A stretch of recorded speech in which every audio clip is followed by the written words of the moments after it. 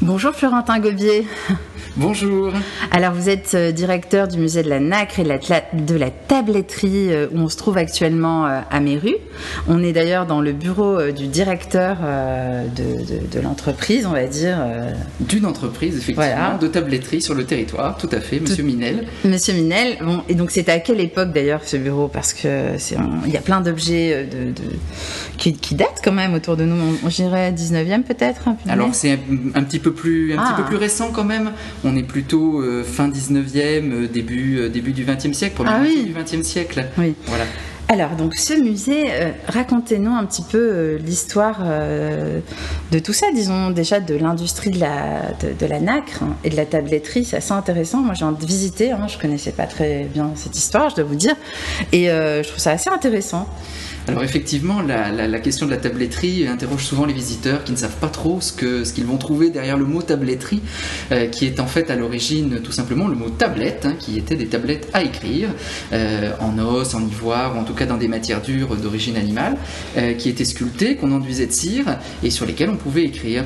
Ça remonte évidemment à une époque de l'Antiquité, qui s'est perdurée ensuite au Moyen-Âge, et ça a donné naissance à une corporation de métiers qu'on appelle les tabletiers, qui fabriquaient ces tablettes, et puis ensuite ils ont fabriquer d'autres objets à partir de ces matières d'origine animale. Alors on parle d'os, on parle d'ivoire, mais également d'écailles de tortue, de nacre ou de corne par exemple, toutes ces matières d'origine naturelle, sans oublier le bois qui est une des grandes matières qu'on utilise. Et Méru va devenir un centre de tabletterie sans qu'on ait véritablement la raison. On sait que ça commence dès le XVIe siècle, donc c'est assez ancien, où on va voir des gens commencer à travailler ces matières pour faire notamment des petits articles de jeu comme les dés. Et c'était ce que l'on appelait des dessiers qui fabriquaient les dés pour jouer, tout simplement, comme on connaît aujourd'hui dans notre jeu de Monopoly ou de Bonne Paye. Ils sont en plastique, mais à l'origine, ils étaient plutôt dans ces matières d'origine naturelle. Et c'est comme ça que ça va se développer ensuite tout au long des siècles jusqu'à l'industrialisation du 19e qui va arriver et permettre la naissance de ces usines. Et la tabletterie, les objets en nacre, etc., ils ont été fabriqués où essentiellement en France? Seulement ici? Alors ils ont été surtout fabriqués à Méru. Méru est à 60 km de Paris, donc il y avait généralement des familles qui étaient installées ici, qui envoyaient des enfants en apprentissage aussi chez des tabletiers parisiens, et il y avait un jeu vraiment d'échange entre Paris et Méru, où évidemment la main d'œuvre était souvent moins chère, les loyers aussi étaient moins chers, même au XVIIe siècle, ce qui permettait du coup de faire la fabrication ici et la vente plutôt à Paris. Et est-ce qu'on a une idée du nombre d'ouvriers qui ont travaillé ici en fait depuis disons les débuts à peu près? Alors c'est très difficile à quantifier. C'est pas facile, oui. C'est pas facile. On estime que au départ c'est plusieurs familles qui se sont agrandies et qui vont finalement donner presque ce début d'artisanat local qui semblait être plus intéressant économiquement finalement que de cultiver la terre. On a pensé que certains paysans le faisaient durant la morte saison, et puis finalement on voit qu'il y a finalement des artisans qui vont faire ça toute l'année, et donc on voit que ça grossit au fur et à mesure. La période d'apogée est vraiment située autour de 1880-1910 à peu près, où on pense qu'il y aurait presque jusqu'à 10 000 personnes, alors qui comprend les hommes, les femmes et les enfants qui travaillaient aussi sur cette région, c'est-à-dire Méru et tous les villages aux alentours, c'est-à-dire presque un quart du département aujourd'hui de l'Oise. Mais comment on explique que cette industrie soit développée ici justement ?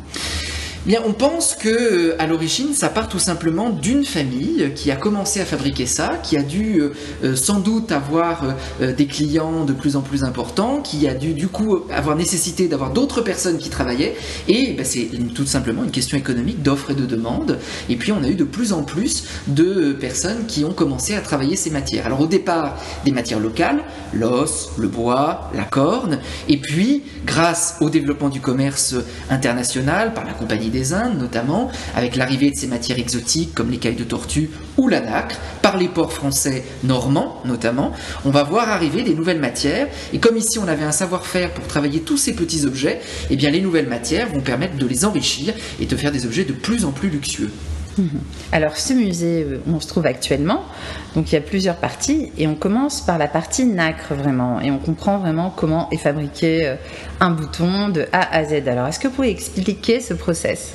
Alors, l'idée du musée, c'était effectivement de reprendre un petit peu toute cette tradition et tous ces savoir-faire qui étaient en train de disparaître à la fin du XXe siècle, et donc de garder des ateliers que l'on a reconstitués dans cette usine.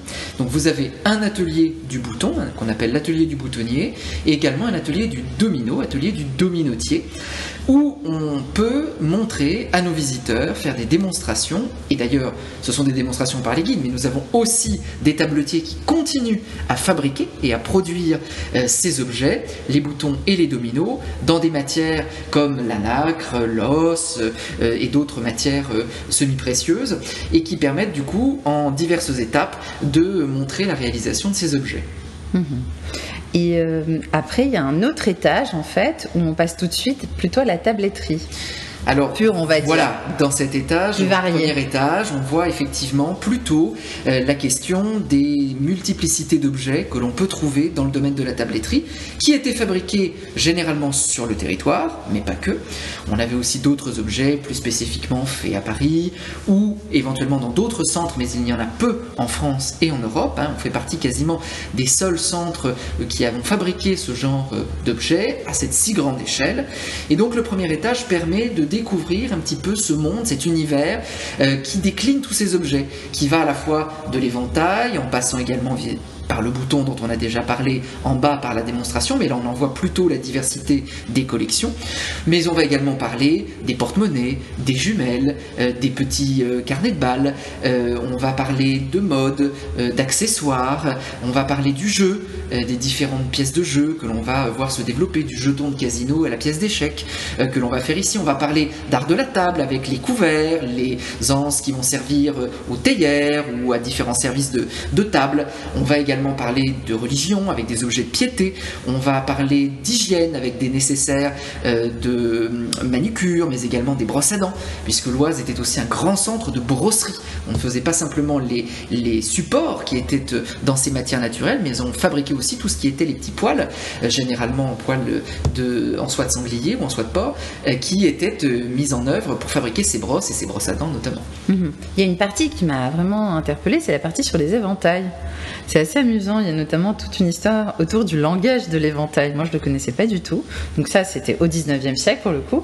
Et on voit des petits panneaux qui racontent voilà, comment on communique juste avec son éventail. Oui, exactement. En fait, cet objet est un objet qui existe là aussi depuis l'Antiquité, qui a eu un grand développement en Europe à partir du XVIe siècle.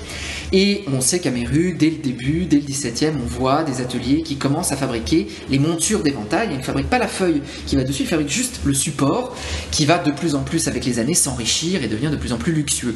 Et au XIXe siècle, ça devient tellement luxueux que dans les élites, dans l'aristocratie, on a envie de s'amuser un petit peu. Et donc, on crée, grâce à quelques personnes qui vont écrire justement un petit langage de l'éventail, où à la manière dont vous tenez votre éventail, dont vous le dépliez, dont vous le refermez, dont vous le bougez, vous le manipulez de gauche à droite, de haut en bas, va dire quelque chose. Évidemment un langage féminin, un langage autour de l'amour, qui est finalement un langage plutôt du jeu, quelque chose de plutôt anecdotique, qui n'est pas quelque chose que tout le monde connaissait, c'est vraiment un amusement qui s'est développé et qui a été écrit par certaines personnes dans des petits manuels pour s'amuser un petit peu et divertir la haute société.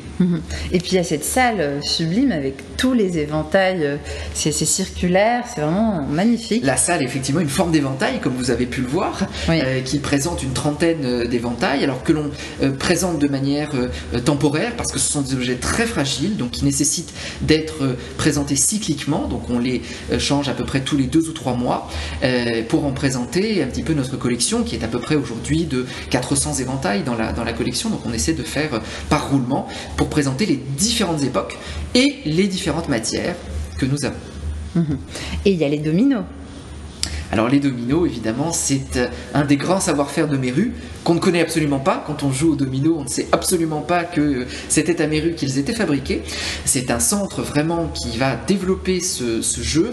Alors c'est pareil, son histoire est toujours un peu complexe, on a toujours du mal à connaître quelle est l'origine de ce jeu, mais on va voir vraiment un développement de ces jeux de dominos au 19e et au 20e siècle particulièrement, en os et en ébène, qu'on va aujourd'hui décliner avec de la nacre, et d'autres matières pour essayer de jouer un peu sur les contrastes de matière, où l'on avait dans un jeu 28 pièces qui permettent d'assembler évidemment par combinaison de chiffres d'un côté de l'autre du domino, et qui correspondent presque, on pourrait dire, à 28 étapes de travail pour fabriquer ces jeux de dominos que l'on fabrique toujours au musée de la nacre et de la tabletterie. Donc justement, il y a des objets que vous vendez aujourd'hui à l'extérieur, je veux dire, qui sont répandus. Tout à fait.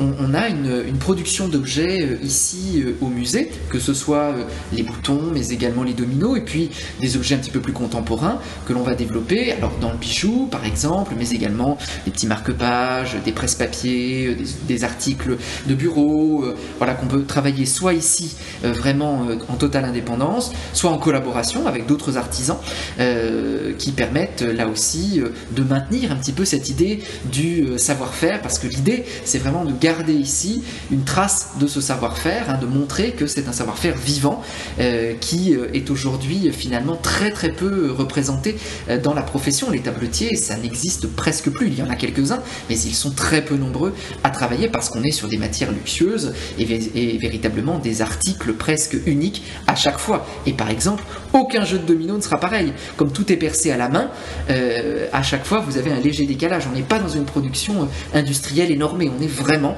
dans une production de la main, d'un savoir-faire qui se transmet presque de génération en génération. Alors comment il s'est transmis ce savoir-faire ici justement? Alors il s'est transmis grâce à quelques anciens qui, au moment de l'ouverture du musée, avaient vraiment l'idée de faire en sorte que ces gestes puissent perdurer grâce au musée.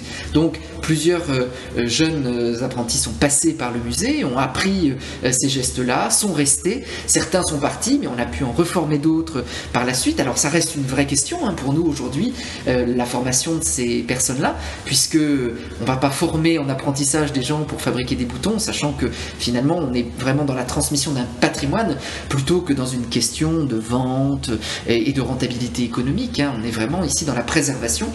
Donc voilà, on est toujours aujourd'hui à surveiller cette transmission, cette transition qui est vraiment un challenge de chaque instant. Et il y a aussi des machines, on ne peut pas les rater ces machines. Et oui, elles sont très nombreuses au musée de la Nacre. Ce sont des machines alors qui sont plus ou moins anciennes, qui sont entre les années 1920 et les années 1950, qui sont des machines qui ont été données la plupart du temps par d'anciens boutonniers, par d'anciens tabletiers. C'était généralement les mêmes pour tout le monde, tout le monde avait à peu près les mêmes, donc souvent on a été obligé d'en refuser parce qu'on avait 15 ou 30 fois les mêmes. Et le but c'était vraiment de remonter un petit peu une évocation de cet atelier comme on pouvait le trouver dans ces usines, alors en dimension plus réduite, parce qu'il faut s'imaginer qu'il y avait beaucoup plus de machines que cela dans les usines, mais elles étaient là sur des bancs et permettaient aux ouvriers de travailler sur chacun une machine en particulier toute la journée. Et ce qui nous permet aujourd'hui de garder un petit peu cette idée-là et de continuer à fabriquer à partir de ces machines-là. Pas question d'utiliser des machines modernes. Et elles sont toutes actionnées grâce à une machine à vapeur ancienne, qui est quand même assez impressionnante, qui date de 1902, qui avait été fabriquée dans l'Oise, qui servait dans l'Oise, à Rantigny très exactement, mais dans une scierie de bois, qui a été remontée ici, pièce par pièce, et qui fonctionne, alors évidemment aujourd'hui plus par vapeur, mais par compresseur d'air, donc d'air froid, et plus d'air chaud, et qui permet de mettre en route l'ensemble des machines, par un arbre de transmission qui transmet la force, et du coup on peut mettre en route toutes les machines. Et aujourd'hui, la nacre, les objets en nacre, en tabletterie, on les fabrique où en fait en dehors d'ici? Comment ça se passe au niveau mondial? Alors au niveau mondial, il faut se dire que déjà la nacre est une matière assez rare quelque part. Ce sont des coquillages qui la produisent, pas tous les coquillages, certaines espèces, et qui vont d'ailleurs produire différents types de nacre. On va avoir des nacres plus ou moins blanches, plus ou moins rosées, certaines vont être très vertes, ça va dépendre des espèces de coquillages. La nacre blanche, vraiment la plus brillante, la plus belle, vient de ces huîtres perlières qui permettent de fabriquer les perles dans des fermes tout simplement, et sont récupérées une fois que la coquille ne vit plus.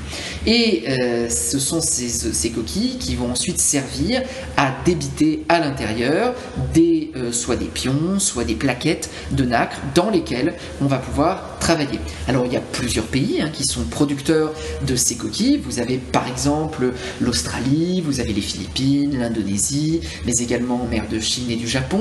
Vous avez également du côté des Caraïbes ou de Madagascar, certains lieux de pêche où l'on va justement pêcher ces coquillages qui vont permettre d'être utilisés ensuite. Et ici, donc, on travaille aussi beaucoup à partir de stocks anciens de tabletiers qui ont fermé leurs usines entre les années 70 et les années 2000 et qui nous ont laissé leur stock de coquilles dans lesquels on vient puiser de temps en temps pour fabriquer des petites pièces parfois uniques et en fonction de la qualité de la coquille et aussi de sa richesse puisque chaque coquille va être différente. Très bien. Merci beaucoup Florentin pour toutes ces informations passionnantes sur la nacre, la tabletterie. Et j'espère que vous allez avoir plein de visiteurs parce que vraiment ça mérite le détour. Voilà. C'est gentil. Merci beaucoup. Merci, au revoir. Au revoir.